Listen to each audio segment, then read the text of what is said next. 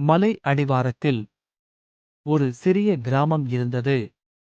அந்த கிராமத்தில் அமைதியை விரும்பும் ஒரு மனிதன் வாழ்ந்தான். அவன் யாரையும் காயப்படுத்தாதவன்.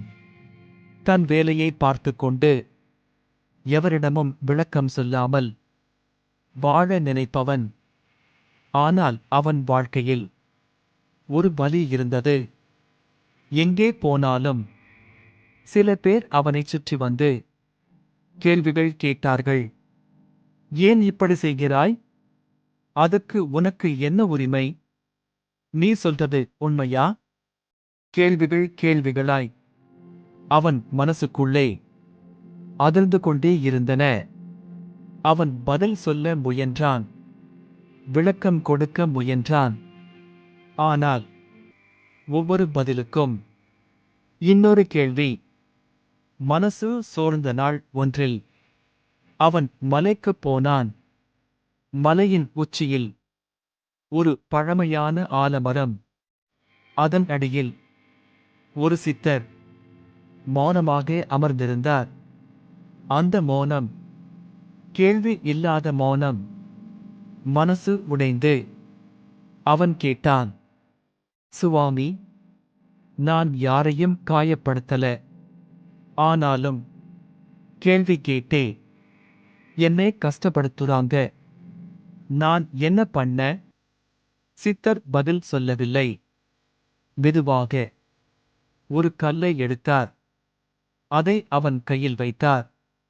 இந்தக் கல்லை நீ பிடிச்சுக்கிட்டா என்ன ஆகும் என்று கேட்டார்.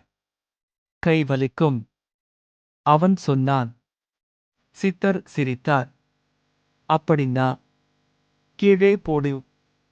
அவன் கல்லை கீழே போட்டான். சித்தர் மெதுவாக சொன்னார், மகனே, கேள்வி கல் மாதிரி. அதை பிடிச்சுக்கிட்டா வலி உன்னுக்குத்தான். எல்லா கேள்விக்கும் பதில் சொல்லணும்னு நினைக்காதே. உன் வாழ்க்கை நீதிமன்றம் இல்லையோ. மலை மேலே காற்று அடித்தது. இலைகள் அசைந்தது. ஆனால் மலை அமைதியாக இருந்தது. சித்தர் அந்த மலையை காட்டி சொன்னார், நாய் குரைக்கும், மலை பதில் சொல்லாது. அந்த ஒரு வரி அவன் மனசுக்குள்ளே ஆழமா இறங்கியது. அவன் திரும்பி கிராமத்துக்கு வந்தான்.